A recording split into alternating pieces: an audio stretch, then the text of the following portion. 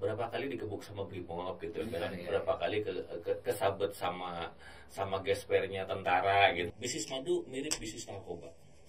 Wow.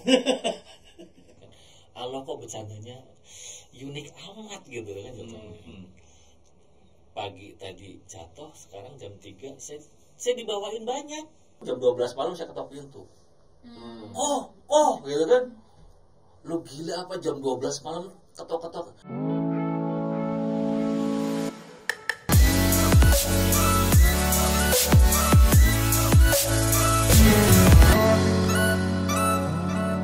Ya, assalamualaikum warahmatullahi wabarakatuh. BPJS ya? Iya betul. Bagi viewer BPJS, ya musim-musim kayak gini ya jangan lupa tetap harus banyak minum air. Iya, Minum pasti. air ya. Sama minum biasanya air. ada tambahan. Kalau saya bilang pasti madu lah ya.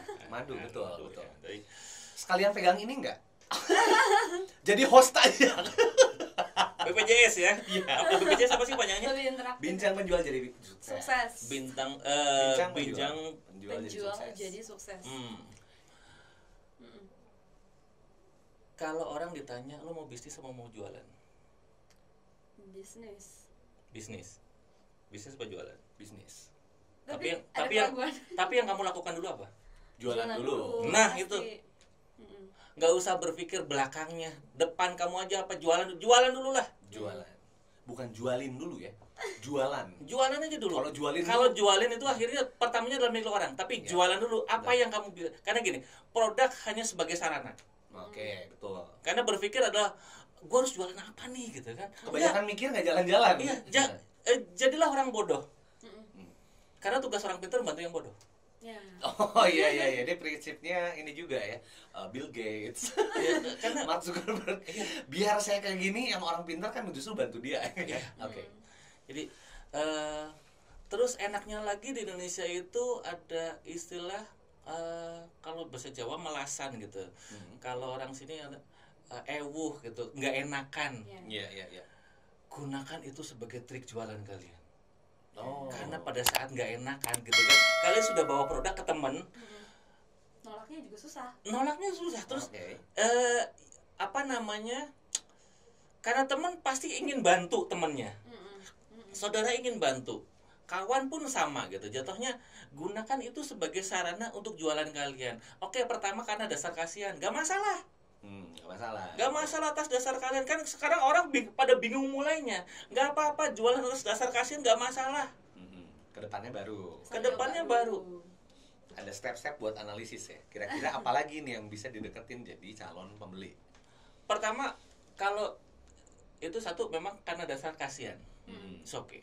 Kedua, buat dia jadi butuh. Karena pertama kasihan, kedua repeaternya itu jadi butuh. Ketiganya tekan. Tekan. Ya. Masa cuma segini doang sih? Oh iya. Lo emang nggak bisa jual ke yang lain juga? Oh iya.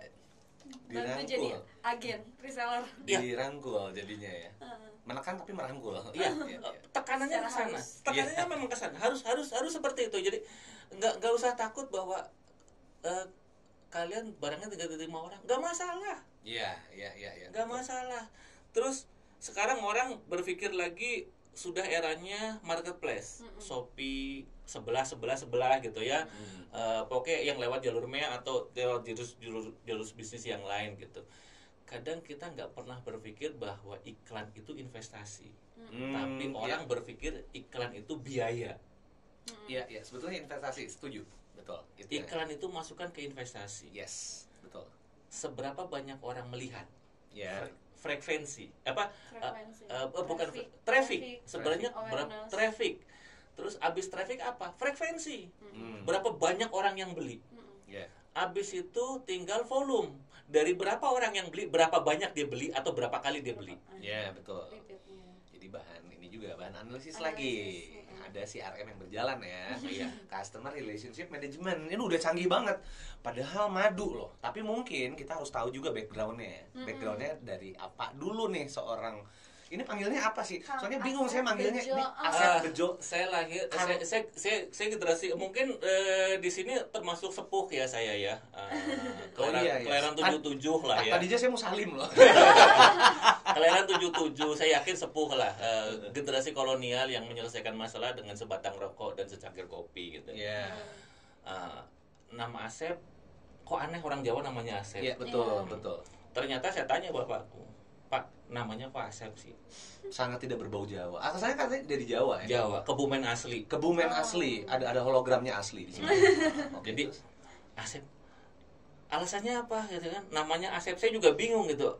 Ibu orang Kebumen, bapak orang Kebumen, mbah kakung, mbah itu semuanya jadi sampai 7 keturunan ya? ke atas Kebumen semua, itu apa Jawa semua. Kamu anak pertama, lahir tanggal 5 bulan September. Oh. Allahu Akbar. Jadi akronim. Ternyata sesingkat itu gitu nama Asep gitu. Filosofi dari situ ya. Anak pertama tanggal 5 bulan September. Oke, Mas harinya oke lah nama bapak gitu ya. Nah, dipanggil Bejo itu setelah saya hijrah ke Jakarta, kuliah di ya termasuk kampus besar ya, waktu itu. Jadi langsung dipanggil Bejo sama teman. Ternyata itu menjadi energi tersendiri buat saya. Jadi terkenalnya menjadi Asep Bejo gitu kan di situ. Jadi energi tersendiri. Betul. Karena itu panggilan tuh biasanya dari rasa sayang ya. Iya. Perhatian dari teman gitu. Gue gak semujur lo gitu.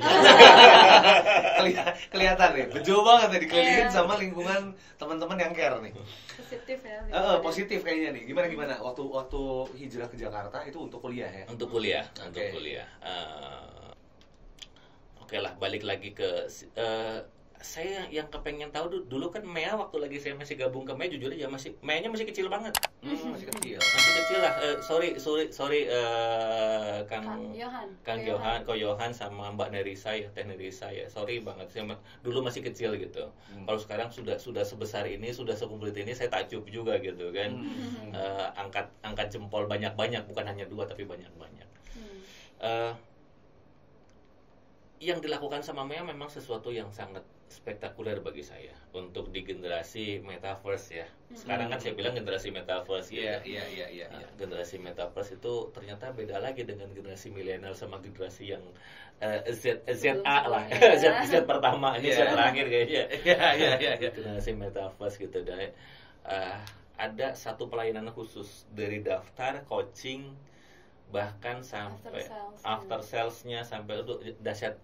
Ya kalau kalian mau gabung, jujur aja gabungnya ke Mea lah gitu. Oh iya ini jadi ada adlibs ya. Terima kasih. Saya termasuk orang yang dididik sama Mea awal. Oh iya, oke. Gimana ceritanya? Awal ceritanya dari Jakarta dulu deh. Dari Jakarta dulu. Oke. Sampai akhirnya nanti ketemu sama Mea gimana ya? Nah, di Jakarta kuliah, alhamdulillah kuliah jadi aktivis. Aktivis kampus. Itu berarti aktif banget lah buat kegiatan kampus. Biang kerok terus sebenarnya. Kalau saya tuh pasifis dulu. Kemana-mana diajakin nggak mau. Kupu-kupu ya. Tapi aktif di luar. Iya benar. Kupu-kupu. Aktivis kampus dari biang demo dulu ya, karena generasi saya generasi 97 ya. Pasti bergolaknya masa anak menjelang muda reformasi itu ya. Ya berapa kali digebuk sama Brimob gitu kan, berapa kali kesabet sama gespernya tentara gitu kan ya, berapa kali lah gitu kan. Dihadang pakai senapan gitu kan. Ada zaman-zaman itu memang sejarah yang memang tidak bisa dilupakan gitu. Tapi zaman itu sudah membuat mahasiswa begitu berwarna. Bahwa kekuatan dari akademisi itu begitu penting di negeri ini. Jadi kegiatan orang-orang yang rajin berpikir dan aktif itu sangat penting bagi negeri ini. Ya akhirnya memang menjadi perubahan gitu ya. Menjadi negara demokratis terbesar di dunia.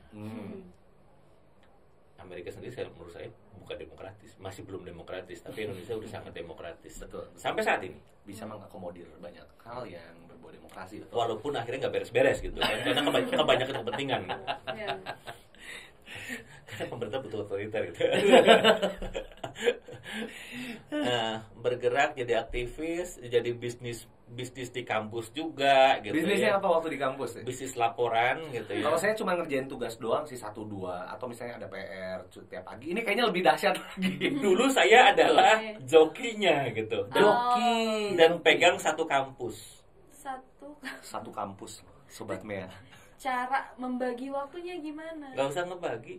Ngebagi orang. Bagi kerjaan ya. Bagi Prinsip Udah manajerial. orang, dah. Bener, prinsip manajerial itu kan mendelegasikan dan distribusikan. Rekrutmen per teman-teman kelas gitu ya. Jadi Oke.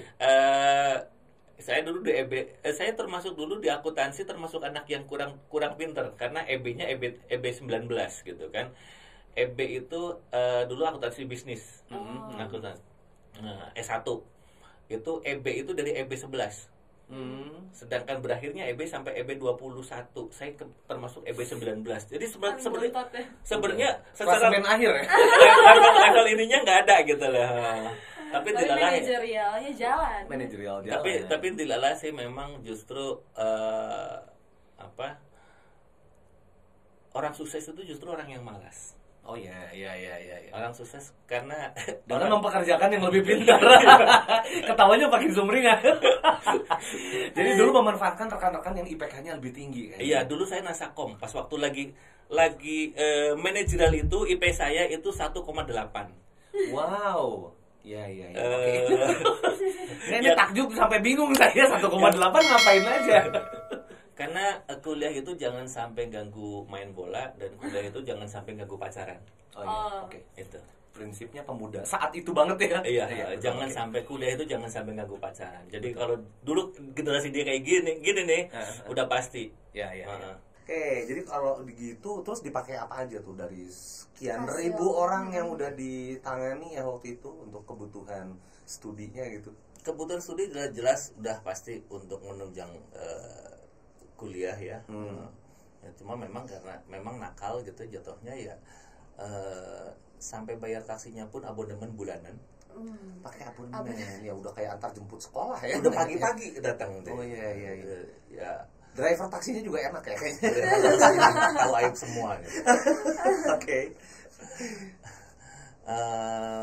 Ya karena aktif seperti itu, aktif jadi aktivis segala macam kan memang mobilitasnya tinggi, dilala ya duit juga banyak walaupun gak nyisa gitu kadang kan. Nah, ya sampai adalah kebangun kontrakan lah gitu, ada lah dari hasil ketika masih kuliah. Hasil joki. Hasil kreatif ya. Jadi semuanya pasti harus ada peluang yang kadang orang. Jadi gini, kamu tahu nggak sih peluang itu apa? Peluang itu adalah pada saat kita sudah bisa melihat orang lain nggak bisa melihat. Yang lebih bagus lagi kita bisa memegang orang lain belum melihat. Yang bagus lagi kita sudah bisa mengerjakan orang lain belum melihat. Yang bagus lagi kita sudah mendapatkan hasil orang baru melihat. Iya. Betul. Kan kalau udah hasil pasti orang pada nanya hasil dari mana sih ini.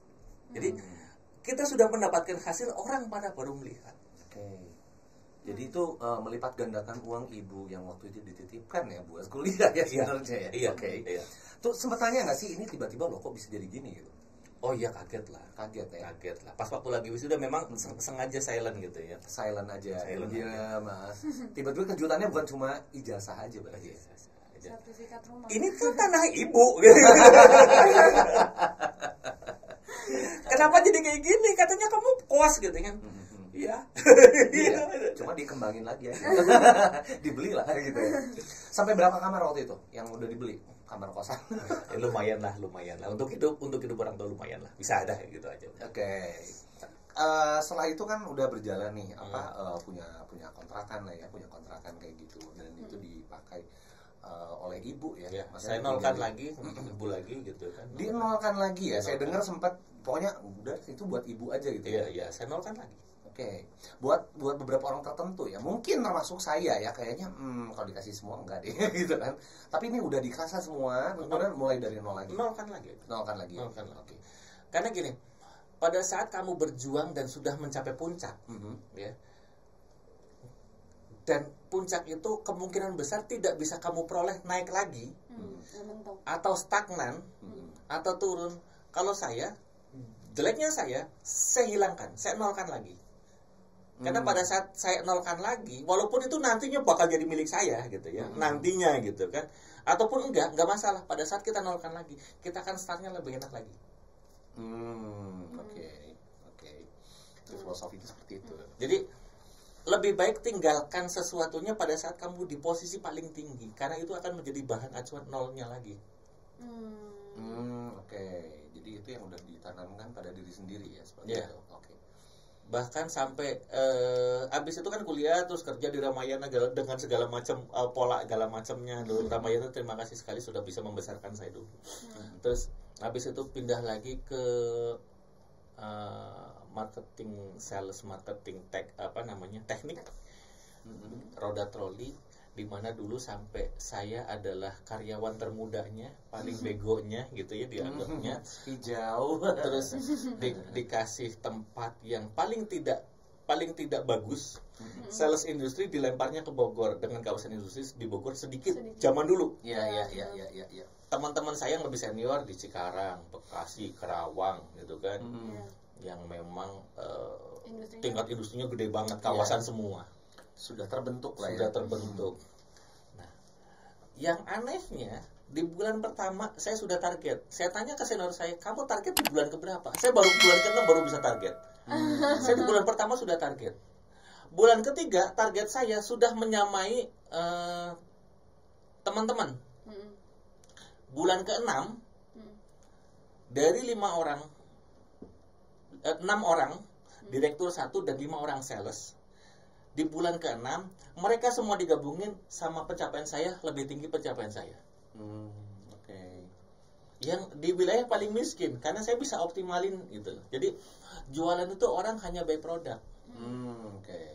Kalau saya jualan pertamanya harus tahu filosofinya dulu, bukan produk knowledge-nya dulu, tapi filosofi produknya dulu. Habis itu pendekatan filosofi ya, jatuhnya sampai detailnya. Kedua, saya setelah tahu filosofi produk saya juga harus tahu prospektus customer saya. Jadi saya tuh dulu sering banget namanya kalau jualan itu, jualan retail kayak saya, karena ini adalah biasanya kan ke pabrik, ke agen, ke segala macam gitu ya. Saya harus tahu siapa yang punyanya. Bahkan nama, umur, alamat, selain alamat gitu ya, tanggal lahir segala macam. Istrinya juga saya harus tahu namanya, umurnya berapa, sampai dengan tanggal lahir segala macam, dan anak-anaknya. Jadi kalau si kokohnya dia ulang tahun, mungkin saya cuek. Istrinya ulang tahun saya cuek. Jadi anak yang kedua tiba-tiba ulang tahun jam 12 malam saya ketok pintu. Gitu kan. Lu gila apa jam 12 malam ketok-ketok? Gue cuma mau ngasih kue doang buat anak lo. Yang kadang dia sendiri pun lupa gitu. Makasih udah ngingetin ya. Kalau lupa nanti. Lu gila aja tahu ulang tahun anak gua gitu kan. Gua ada datanya kok. Udah gua pulang ya gitu ya. Udah. Akhirnya kan bikin dia penasaran. Besok datang ke kantor. Urus project gitu kan. Jadi cenderung dekatkan dia dengan sisi terlemahnya gitu. Kalau kita menyerang dari sisi terkuatnya, itu pasti bakal ditolak lah. Produk lu apa gitu kan, yang lain juga banyak gitu kan. Tapi pada saat kita pendekatannya adalah pendekatan dengan sisi terlemahnya dia gitu, itu akan spektakuler banget. Kadang orang hanya taunya jualan waton jualan gitu. Yang tadinya welas asih nggak masuk, maksa gitu kan. Maksa nggak masuk, ngutangin, udah terjebak. Ketika itu makin besar, macet. masih mending kalau dananya tak terbatas gitu. Makanya kan beruntunglah ada marketplace yang akhirnya membuat jualan kalian like aset. Jadi nggak punya barang pun bisa jualan, punya barang pun bisa meminimalisir uang ngendap di mana. Betul. Resikonya hanya rusak di jalan doang. Dan itu pun sudah bisa diminimalisir ya. Dengan packaging yang baik, dengan asuransi. Walaupun madu susah diasuransi. Yes, betul. Kalau awal mulanya sendiri nih, terjun di bisnis madunya dari mulai kapan? Madu adalah pertama di madu adalah sesuatu kecelakaan bagi saya. Ada proyek di Kuningan waktu itu sudah peringkat pertama. Saya kan main tender LPSE kan, tender pemerintah LPSE. Sudah peringkat pertama undangan, ternyata kalah sama yang urutan nomor 5 gitu kan. Stres lah, duit udah habis segala macam. Kuningan saya lah ngungsi lah saya di Gunung Sermai itu, Linggarjati. Jalannya kan gelap banget tuh. Bawa mobil, ngadem pikiran otak pengen refresh gitu, matiin mobil, memang jendela tutup, jadi jendela buka gitu ya. Kita tiduran gitu, nikmat banget tuh gelap gitu kan. Udah deh, sejelek-jeleknya sampai berpikir kalau ada rampok nggak apa-apa dah, sampai mati dah gitu kan. Sampai karena udah tingkat keputusasaan terdalam.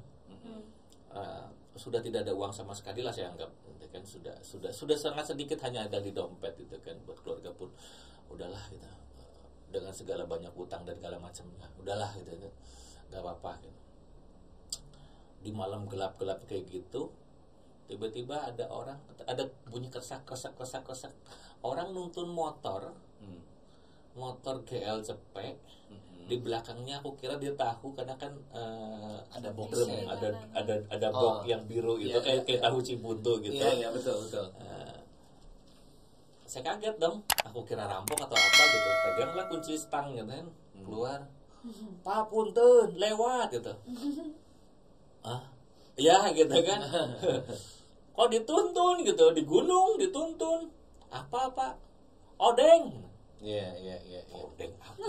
Odeng itu saya nggak tahu tuh, makanya namanya saya namain odeng.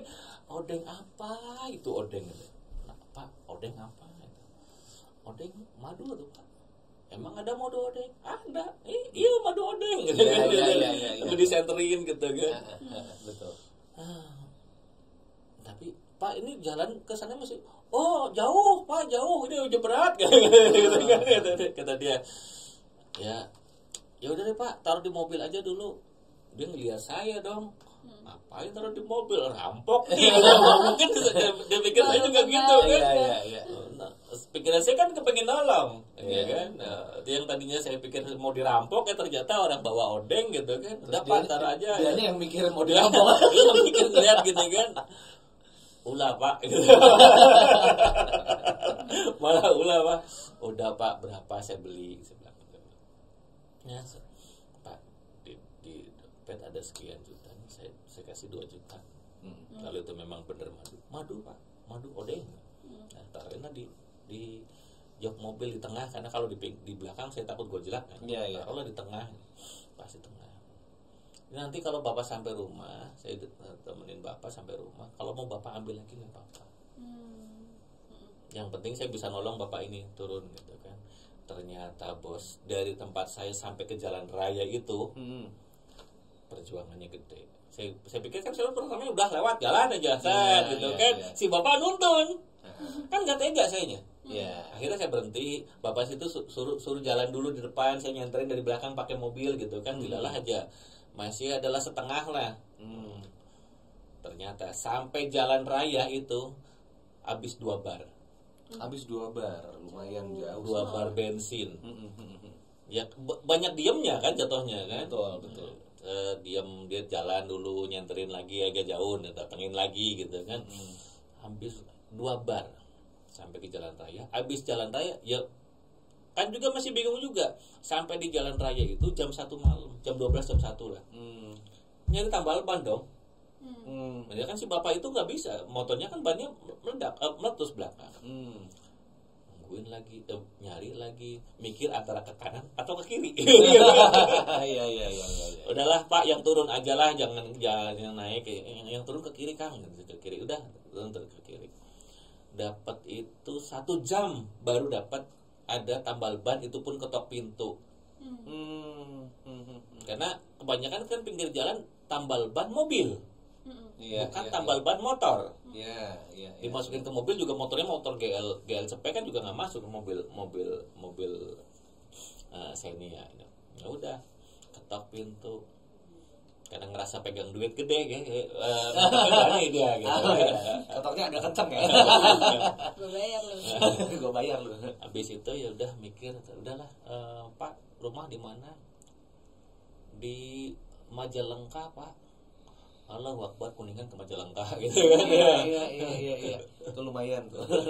Sejam lebih ya. 1,5 jam kita ngikutin bapak itu gitu kan. Ya karena kita malam-malam pulang juga jam 1 jam 2 juga dari Kuningan ke Bandung kan juga mikir juga ya.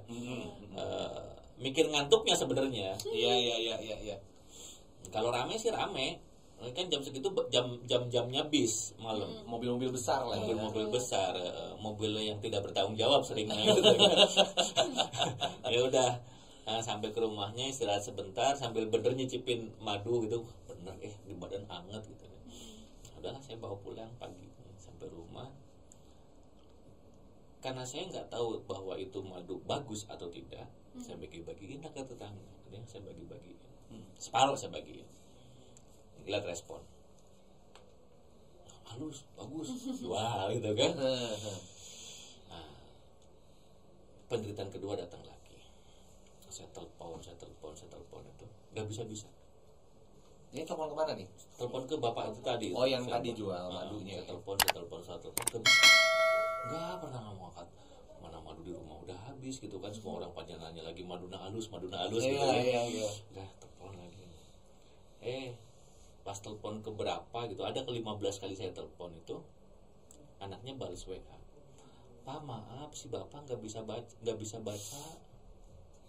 bisa baca tulis, terus nomornya bapak nggak ketulis namanya siapa. Iya.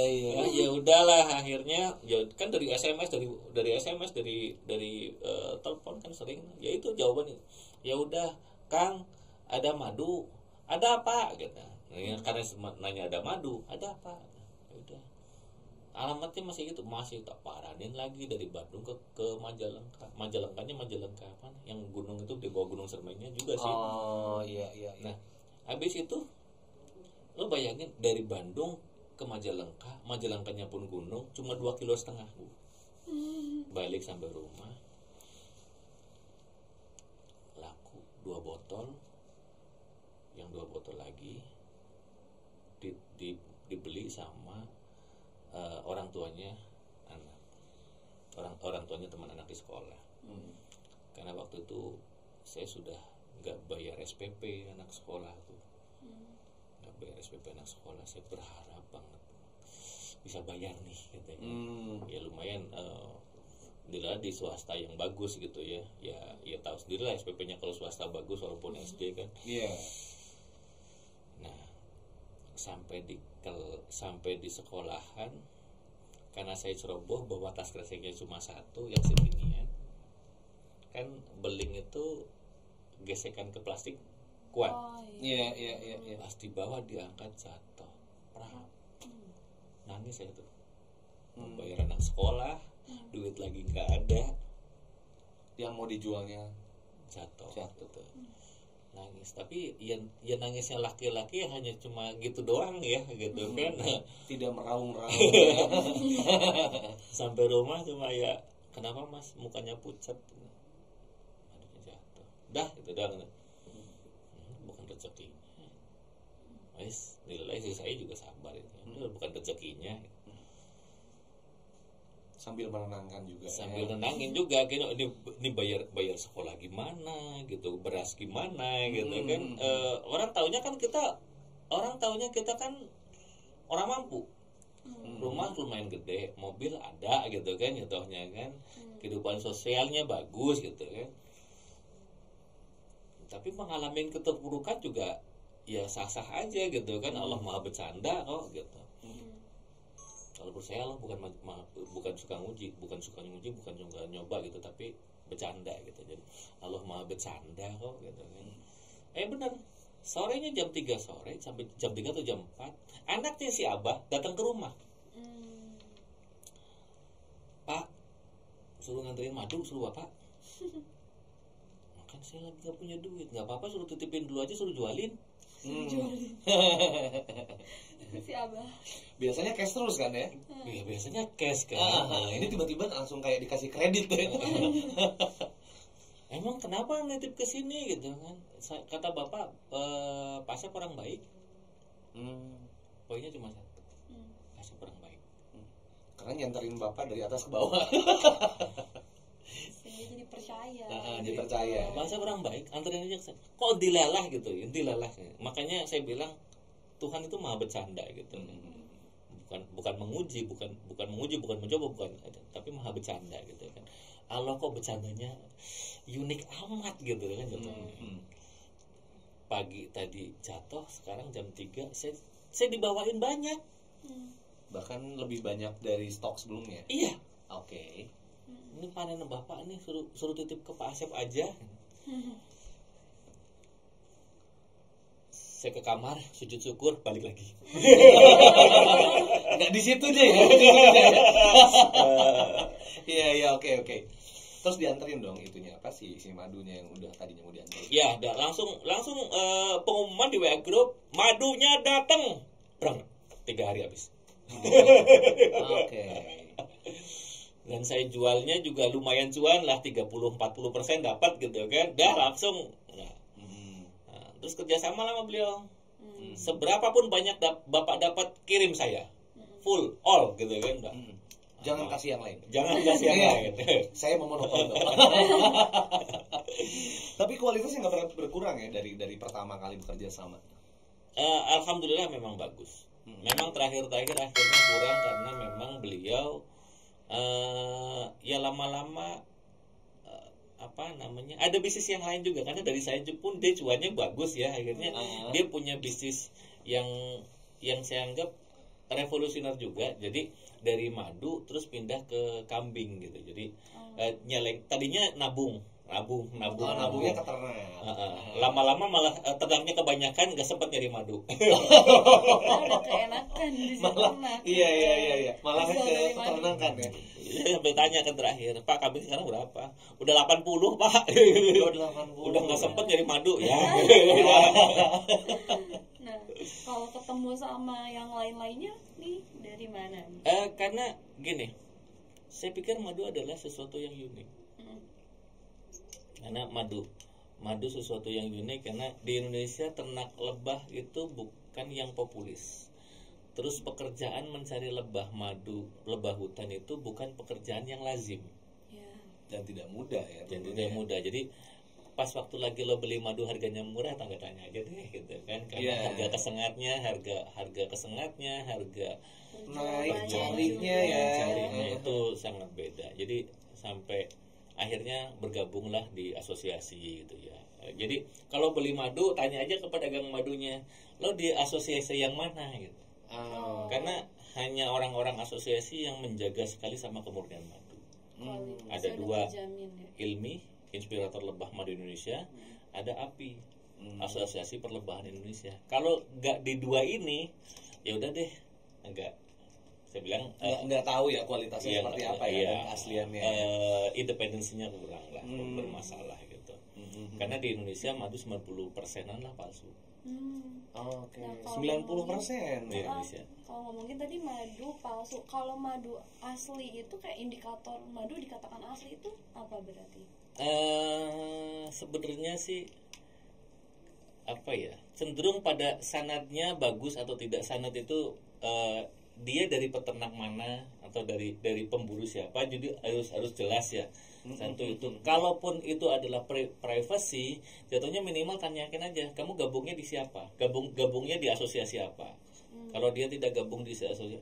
Nah, kalau yang paling gampang sih sebenarnya ada 2. Ada yang misalnya ditaruh di piring, digoyangin pakai itu, gak usah madu, sunlight pun bisa. Kecap pun bisa. Taruh di piring, dituang air dikit, goyangin gitu ya. Ya karena apa? Emulsennya tinggi, dengan cair pasti akan menghasilkan heksagonal. Gak usah madu, kecap pun sama, sunlight pun sama. Terus ditaruh di tisu, gak netes. Sorry, madu di Indonesia itu cenderung cair, nggak kental. Jadi kalau kalian terima madunya kental, Justru malah harus bertanya-tanya, bener nggak nih madu? Karena Indonesia karakternya adalah madunya cair. Karena apa? Wilayah tropis. Kadar hujannya tinggi, terus airnya banyak. Terus cenderung agak lebih bergas. Terbuka gitu kan? Ya. Memang sebenarnya dalam jangka waktu dekat madu seperti itu bagus. Cuma agak panjang ya kalau terfermentasi, walaupun madu terfermentasi bagus ya, tetap bagus ya. Itu namanya madunya terfermentasi, jadi agak kayak tape gitu, terfermentasi. Cuma tetap bagus. Kalau itu madu murni bagus. Nah, madu Indonesia cenderung cair. Yang ketiga, kalau madu nggak disemutin berarti palsu. Madu nggak ya. Jadi kalau madu tuh harus ada semutnya. Karena madu rasanya manis. Semut suka yang manis. Ya udah selesai. Karena kalau misalnya yang palsu kayak ada bahan kimianya mungkin, jadi semut nggak suka. Mungkin kimia semua, malah bukan ada bahan kimia semua, buatan semua ya. Iya. Jadi ya kayak madu-madu kemasan. Kamu beli madu yang kemasan, yang saset atau baca belakangnya. Kadar madunya cuma berapa persen? Rata-rata cuma 3%. 3%. Itu pun kalau kita setor mungkin madu-madu yang standarisasi biasa. Ya, oke. Iya. Dan perlu kalian ingat bahwa madu Indonesia adalah madu terbaik di dunia. Oke. Jadi madu Indonesia ini terbaiknya kenapa nih? Nektarnya 12 musim ada semua. Satu, kedua multiforanya di Indonesia banyak.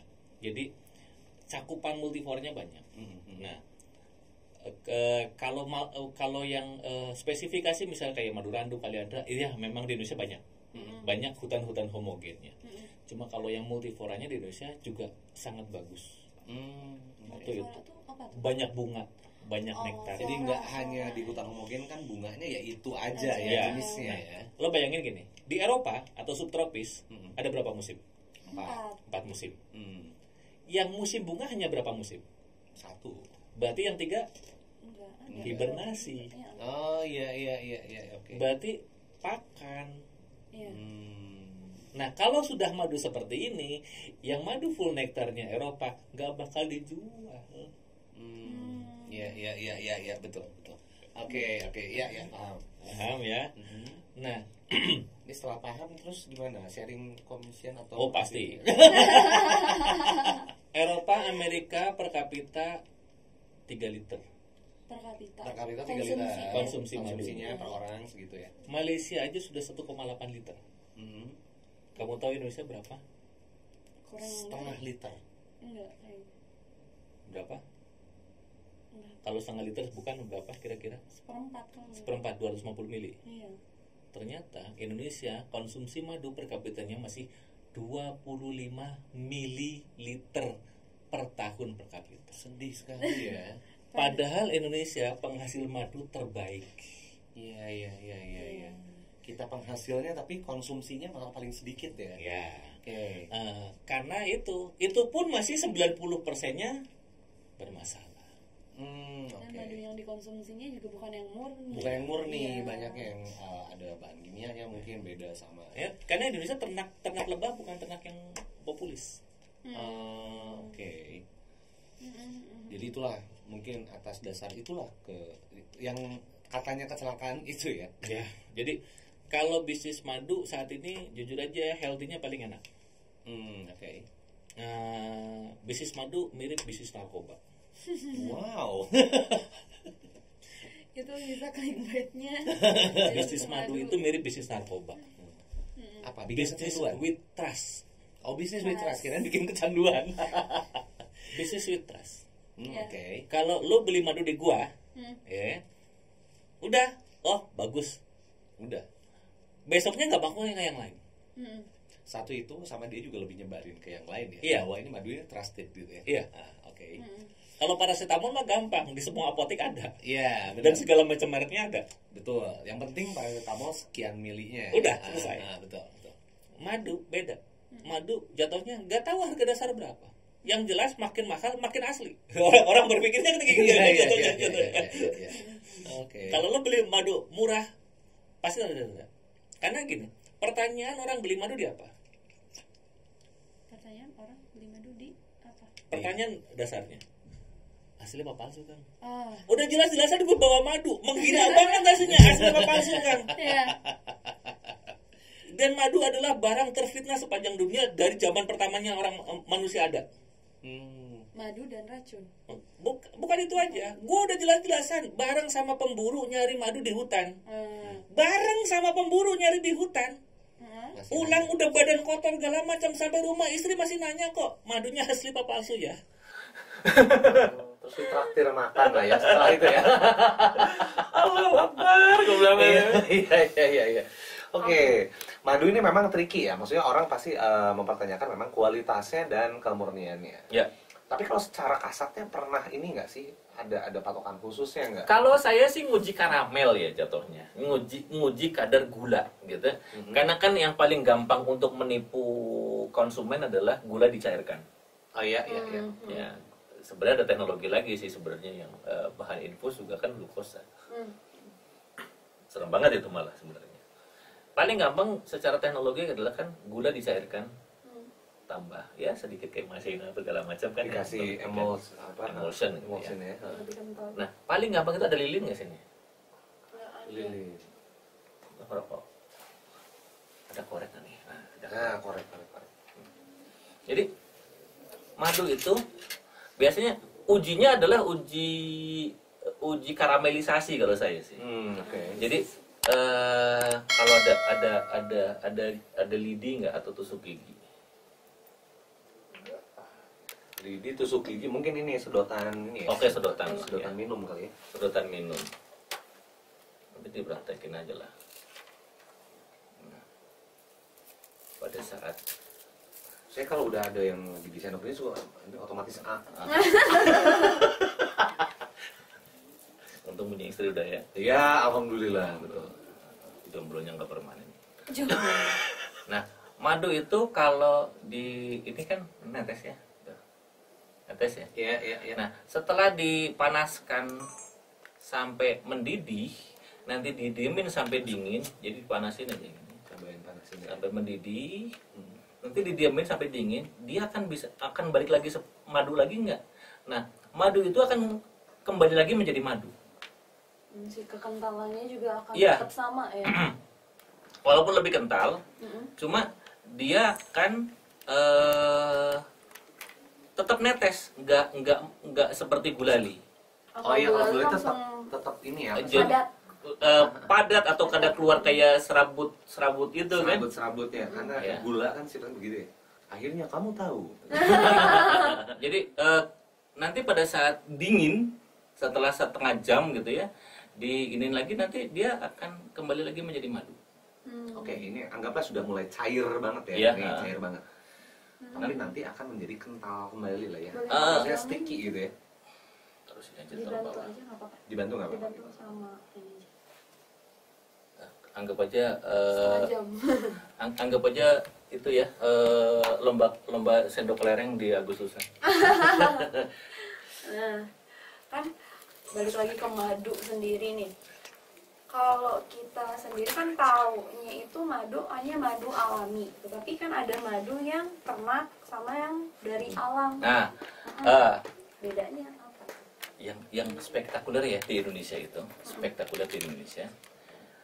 lebah dorsata ya, hanya ada banyaknya hanya ada di dua wilayah, Indonesia dan Amazon.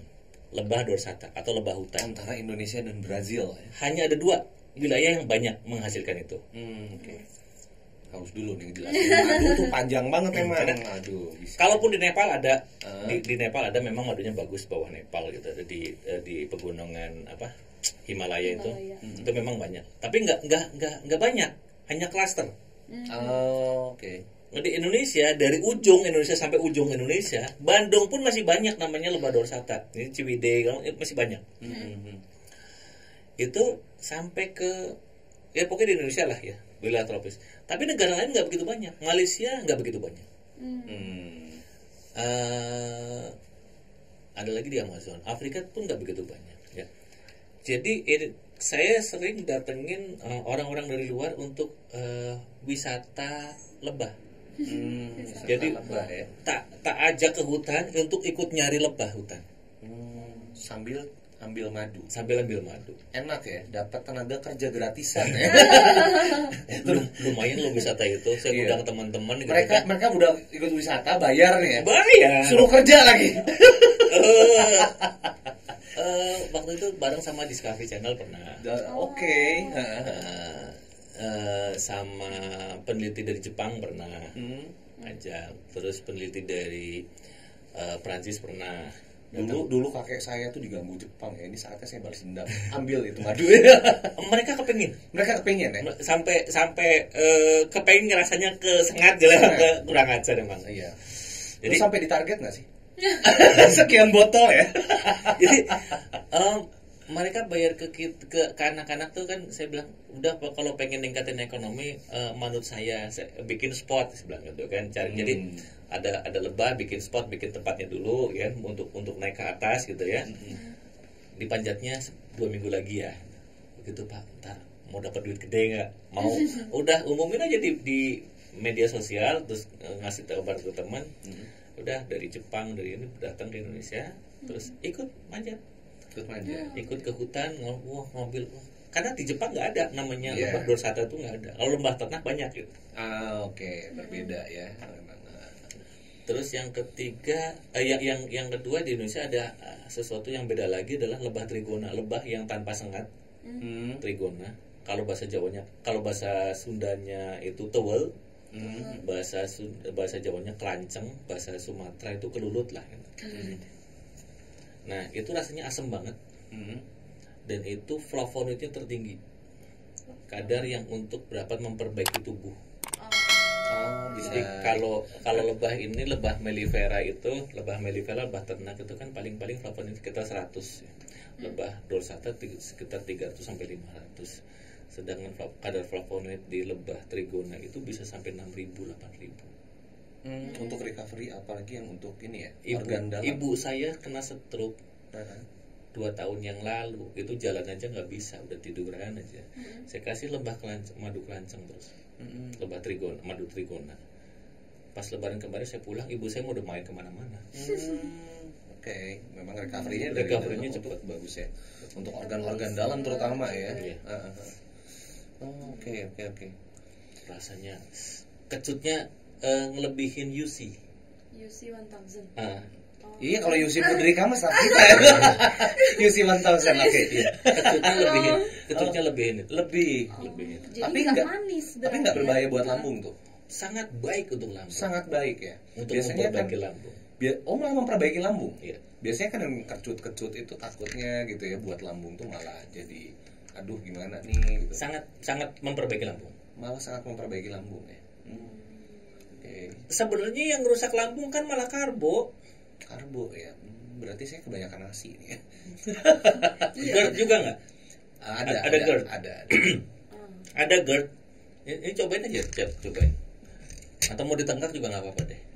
Oke.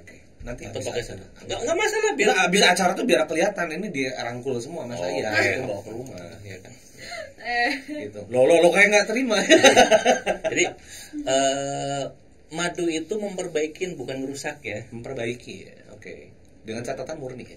Ya, dengan catatan murni. Jadi ada 3 fungsi madu yang utama. 1, dia antitoksin paling hebat. Makanya orang kalau rajin minum madu, awal rajin minum madu, di 2 minggu pertama biasanya agak lemes-lemes dah. Atau mencret atau segala macam gitu. Ada detoksifikasi yang sedang berjalan ya. Iya. Yang kedua adalah memperbaiki. Yang ketiga adalah merawat. Masalahnya kita setelah sembuh minum madunya berhenti. Iya. Oh iya. Setelah merasa enakan, minum madunya udahlah gitu kan, udah enak. Udahlah besok aja gitu. Besok. Padahal budaya kita juga ada, salah satunya sebenarnya budaya madu. Jadi di rumah itu biasanya disediakan 2 cairan. Cairan pertama itu minyak kayu putih. Saya tiap hari. Cairan kedua adalah madu biasanya kan gitu. Ya anakmu sakit dipijitin dulu tuh pakai ini. Habis itu minumin madu ya. Sebenarnya bodrek atau paracetamol itu alternatif berikutnya gitu kan. Tapi pasti di rumah itu biasanya orang yang sudah sadar akan kesehatan ada 2 cairan. Minyak kayu putih dan madu. Oke. Cukup ya sebetulnya. Sebenarnya cukup gitu. Yang lain adalah pengobatan alternatif sih sebenarnya. Kebalik ya. Dokter segala macam itu alternatif malah ya. Oke. Jadi pas waktu lagi masa COVID sampai anggota saya di ya kan punya studio juga ya. Jadi anggota saya kalau kena COVID udah nyantai aja 1 botol 3 hari harus kelar ya. Harus habis 3 botol. Atau 1 kilo 4 hari harus habis. Hari kelimanya kamu swab. Rata-rata langsung negatif. Asal madunya madu murni. Berarti nggak ada batasan ya kalau misalnya untuk mengkonsumsi madu sendiri? Iya, memang yang paling bagus sih tadi nyubuh, asar, sama mau malam, mau tidur gitu. Okay. Konsumsi madu juga di mood dulu ya. Jangan langsung ditelan kayak obat ya. Kayak obat manis gitu kan. Ngeliat dia manis aja harus dipandangin dulu gitu kan. Iya benar. Maksudnya nggak kisut. Harus di mood dulu gitu, di mood dulu karena apa? Biar enzim melanase bercampur dengan enzim diastase. Itu akan sangat mengaktifkan kelenjar tiroksin. Jadi kalau kelenjar tiroksinnya udah bagus, udah aktif, berarti apa metabolisme tubuhmu udah langsung jadi makin baik. Oke, terus ada tantangan nggak ketika ini harus dipasarkan? Sebenarnya enggak ya. Jadi gini, pada saat madu kamu madunya murni, madunya asli, sama pemasaran nggak begitu masalah. Malah orang yang cari ya? Malah orang, Mas, kalau madumu asli seberapa pun tak beli. Jadi gitu kan. Karena apa? Pertanyaan pertama tadi adalah, Mas, madunya asli apa palsu? Pertanyaan kedua, kalau madumu asli, madumu murni berapapun saya beli. Nah kayak tadi kan kalau murah malah orang nggak percaya itu asli. Malah iya. Kalau jadi pertanyaan iya. Yang jelas ya kalau murah satu ya itulah gitu. Yang kedua kan ya sanad gitu. Sanad madu peternaknya dari mana atau minimal kamu di asosiasi apa. Biasanya ya bukan membanggakan kepada asosiasi sih. Jadi sebenarnya asosiasi itu akhirnya kumpul orang-orang yang memang punya independensi yang sama sih. Karena ternak lebah itu nggak sepopuler ternak lele, nggak sepopuler ternak ayam. Iya. Terus sebenarnya Indonesia masih kaya banget akan nektar. Saya sih dengan ini bisa kampanye masalah ternak lebah gitu jatuhnya. Kan ada 4 jenis lebah. Dorsata atau lebah hutan. Terus ternak lebah madu biasa itu ada 2. Lebah madu Asia namanya Cerana. Kalau di Sunda mah bilang nyeruan. Di Jawa bilang ondohan. Dan lebah madu mellifera aslinya bibitnya impor dulunya, pertamanya. Dari mana tuh? Yang pertama ngeluarin itu adalah Italia, Prancis dan Eropa lah ya. Terus yang pintar orang Australia. Di karantina di Australia, disertifikasinya sama Australia. Terus pindah ke Indonesia lewat dulu namanya Madu Pramuka kalau nggak salah, zamannya Soeharto. Nah, di Indonesia berkembang. Nah, terus lagi-lagi lebah trigona, lebah tanpa sengat. Lebah tanpa sengat itu di dunia ada 112 spesies. Di Indonesia 107-nya ada di Indonesia. Jadi sebenarnya Indonesia surganya lebah trigona. Lancang. Dan itu dia udah potensi sekali ya sebetulnya. Ya. Lebah mellifera yang tadi itu yang kita datangkan dari Eropa malah berkembang pesat di Indonesia. Sekarang Eropa lagi mengalami kepunahan lebah. Terus mau dan Eropa lagi ketakutan akan kata-kata Einstein. Nothing be, nothing life. Iya. Tanpa lebah, maka nggak akan ada ekosistem di wilayah tersebut hanya 4 tahun bisa bertahan. Karena tanpa penyerbukan yang baik, jatuhnya tanpa kita makan dengan buah yang buah dari hasil penyerbukan, tanpa pokoknya yang kita makan bukan dari penyerbukan, itu di badan kita juga jelek. Karena padi yang kita tanam itu hasil panennya ditanamkan lagi susah. Karena sudah memang difertilisasi. Ayam yang kita makan dulu orang tua kita motong ayam 1 tahun dipotong baru disajikan untuk anak-anaknya. Sekarang ayam 40 hari sudah ketuaan. Juga sama, kultur jaringan bukan hasil silangan kawin gitu ya. Nah itu juga akhirnya kan membuat manusia para konsumen itu jatuhnya fertilisasi juga. Orang zaman dulu mak saya aja 9 bersaudara, tapi saya punya anak cuma 2. Adik saya 1 gitu kan, rata-rata udah seperti itu. Mungkin ada pengaruhnya dari apa yang dikonsumsi ya. Dari apa yang dikonsumsi. Makanya untuk mengembalikan lagi ya salah satunya dengan madu, karena madu itu hasil dari penyerbukan, hasil dari benar-benar alam. Untuk mengembalikan metabolisme tubuh itu ya dari madu.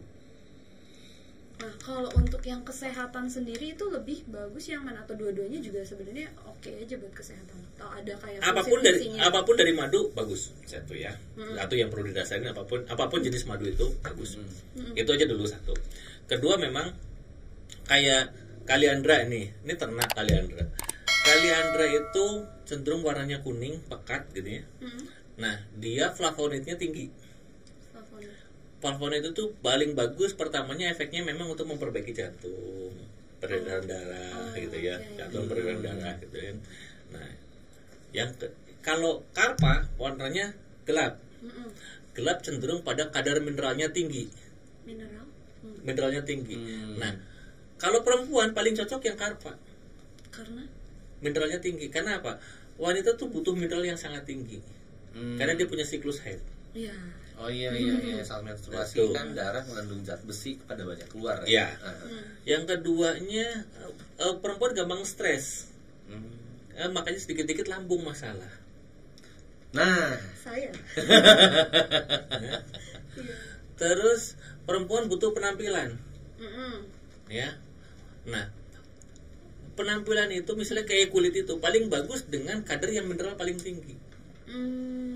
Makanya saya branding ke madu karpa itu madu wanita itu, atau madu mah untuk sakit mah, atau madu wanita. Kenapa? Selain diminumnya bagus, ya, buat skincare juga paling enak, ngenyoy gitu loh. Oh, jadi benar-benar dipakai tuh langsung ini ya, langsung dioleskan gitu ya. Lo mau coba nggak ntar? Mau. Coba. Nah. Ini cenderung. Oh iya, tadi sempat tuh udah cairnya, sekarang kan udah kental nih. Tapi tetap aja diangkat tuh. Netes. Ini. In frame. Walaupun udah kental. Nih, tarik, tes. Dia nggak keluar serabut. Nah. Walaupun lebih kental tapi dia nggak keluar serabut. Nah, lebih kental nggak keluar serabut ya. Tetap netes seperti air. Kalau misalnya keluar serabut, berarti pertanyaannya apakah itu gulanya, berarti gula. Iya, gula buat tes. Dah kan. Nah, nih, ambil slow motionnya tuh. Nih. Nah, balik kan? Nah, kalau madu yang bermasalah, dia keluar serabutnya. Kadang kalau madu yang merek tertentu itu pas diginiin udah nggak bisa diangkat nih. Ini yang nggak bisa diangkat, udah jadi permen. Udah jadi ini karamel ya. Itu nguji karamel, nguji kadar gula. Nguji karamel. Ya, karena gini, manis madu itu rata-rata 65 sampai 70. Itu dari 2 hal, fruktosa dan glukosa sederhana atau monosakarida. Oke. Ya. Ini, nah, kalau yang lebih besarnya fruktosanya, yang lebih kecil monosakaridanya, kadang ada madu sampai ngental di sini. Oh iya kan? Iya, betul. Kayak Blue Band gitu kan, sorry nyebut merek, si Mas juga nggak apa-apa gitu. Sampai ngental. Itu justru malah madu yang kayak gitu yang paling bagus untuk orang penderita jantung. Oh, buat yang jantung itu bagus. Madu yang sampai kayak Blue Band gitu loh. Nah, yang ketiga manisnya adalah sakrosa atau gula polisakarida. Itu kayak gula pasir. Kan tetap aja ada di tumbuhan ya. Nah, itu standar SNI itu di bawah 5. Di bawah 10. Tapi madu Indonesia rata-rata di bawah 5. ISO SNI-nya sakrosanya di bawah 10. Tapi madu Indonesia rata-rata di bawah 5. Sakarosanya masih sangat bagus. Jadi fruktosa dan glukosa sederhana. Glukosa sederhana itu monosakarida, jadi gulanya 1 gitu. Nah, itu yang diserap tubuh tanpa harus mengaktifkan insulin. Kalau fruktosa kan memang manis buah fruktosa. Itu udah jelas itu. Nggak sampai ke ginjal gitu. Nah, sakrosanya kecil sekali. Jadi orang penderita diabetes aman banget konsumsi madu. Marketnya sendiri tadi kan Indonesia itu sebagai produsen dari si madunya, dan emang cuma tidak tercantum dalam 10 produsen madu dunia. Iya, dan kualitasnya juga kan nomor 1. Kebanyakan dijualnya di bawah tangan kalau keluar negeri. Nah, itu marketnya sendiri itu madu Indonesia tuh lebih banyak di mana? Sedangkan kan kalau orang Indonesia kayaknya tuh masih belum aware ya sama fungsi si madunya itu sendiri, dan banyak juga yang kayak beli madu tapi dengan harga-harganya tuh yang miring gitu. Terus kayak brand-brand yang seperti ada di pasaran, kayak madu-madu gini kan kita masih belum aware ya. Iya, betul. Madu Yaman, di Yamannya sendiri saya pernah beli 1 cup 350 mili 3,5 juta. Yaman. Tapi giliran madu Yaman di Indonesia 1 cup segini 100.000. Oh iya. Itu di Yamannya padahal lebih mahal. Iya. Ke Thailand, madu khas Thailand juga sama. Madu kokain nih, madu Thailand kan kokain terkenalnya. 250 mili 2,5 juta ya kan. Tapi madu perkasa kalau orang misalnya bilang kok katanya murni, ya nggak ada madu perkasa murni, itu nggak ada gitu ya. Terus yang aneh Manuka gitu kan. Manuka karena itulah brand banyak rebranding, repackaging, segala macam, banyak itu yang menjadi tinggi. Jatuhnya gini, orang Indonesia satu, egonya tinggi. Ya. Egonya tinggi. Jadi buatlah barangmu eksklusif. Kalaupun kamu mau segmentasinya middle up. Kalau kamu segmentasinya low end gitu ya, ya yang bisa masuk aja gitu jatuhnya. Tapi tetap memang pemasaran awalnya agak bermasalah karena kurang laku. Cuma setelah kalian sudah merasakan madu murni gitu ya, madu asli, karena di badannya makin lama makin enak, itu kecanduan. Habis kecanduan akhirnya dia belinya volumenya lebih. Jualnya akhirnya jadi resellernya nggak sengaja gitu. Makanya kan tadi saya ngomong di depan ya, madu di saya sehari ya sekian ratus kilo dijual gitu kan. Di marketplace mah jujur aja, marketplaceku ya, kalau kamu ngelihat marketplaceku nangis. Jualan by iklan 800.000, biaya iklannya 1,5 juta. Oke. Tapi saya nggak berkecil hati, karena iklan bagi saya adalah investasi, bukan biaya. Betul. Karena setelah dibuka di Shopee, di yang lain muncul. Iya. Kamu buka Shopee, cari madu, ngeklik punya saya, ya kan? Tapi habis itu pas kamu buka Facebook, ada lagi madu saya keluar. Buka IG, ada lagi madu saya keluar, gitu kan? Keterkaitannya ada. Kalau udah pernah beli aja, sekali aja pernah beli, range-nya dia akan menjadi fanatik, karena madu itu bikin fanatik. Banyak sekali udah bilang, aku nyoba yang lain ternyata beda, mas. Udah itu sudah. Akhirnya balik lagi. Balik lagi. Kayak skincare nggak sih madu? Kalau udah cocok, dicoba akan terus. Ya, generasi dulu apa di Indonesia sendiri tingkat kompetisinya sendiri untuk antar pengusaha madu seperti apa sih? Pengusaha madu sih sebenarnya gini, ada yang pabrikan, ada yang bawah. Yang bawah pertempurannya adalah antara murah dan mahal. Memang yang paling laku yang murah. Tapi nggak usah ragu yang murah. Kan kalau kalian memang punya kualitas yang bagus, nggak usah ragu dengan harga murah. ngapain jatuhin harga? Kalau kualitas itu yang bicara, kok kualitas kok nggak masalah, dia jual 10.000 sehari nggak masalah kok. Lama-lama juga bakal drop sendiri kok. Tapi kalau dengan konsisten 250.000, 150.000, konsisten aja segitu, udah nggak apa-apa. Yang beli sekarang cuma 5 orang, yang beli sekarang cuma 3 orang, nggak masalah. Tapi continue orang. Ya, continue. Dan Indonesia masih sangat bagus untuk pasar madu. Bayangin aja, 300 juta orang Indonesia kali 0,25 mililiter itu per tahun masih 7.500 ton. Ya. Kayak kemarin sampai waktu lagi Covid pertama, orang biasa beli madu saya cuma sebotol sebulan. Saya punya trik kemarin tuh, triknya gila. Saya umumin di kecamatan, saya umumin di desa, di RW. Barang siapa yang kena Covid, bawa surat pengantar dari RT dan RW, bawa surat pengantar, datang ke rumah saya dapat 1 botol free. Gila emang. Sodakonya gede amat. Enggak, gue iklan. Dari situ bisa continue terus. Serumah 4 orang. Saya bilang, ambil ini gratis. 3 hari harus habis ya. 3 hari harus habis. Lo habis itu swab 4 harinya. Kalau hasilnya negatif, alhamdulillah. Kalau positif, ambil gratis 1 lagi.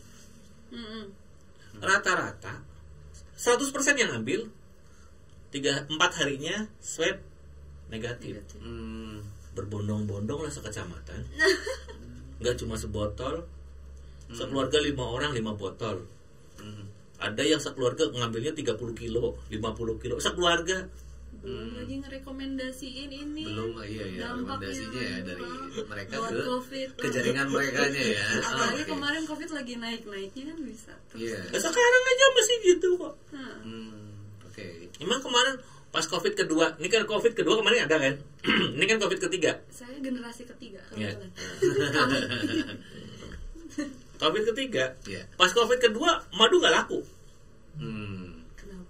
Kenapa tuh? Yang kemarin aku kan beli 50 kilo. Oh iya, itu udah sekalian banyak soalnya. Bukan nggak laku, itu orang udah nyetok sebenarnya ya. Oke.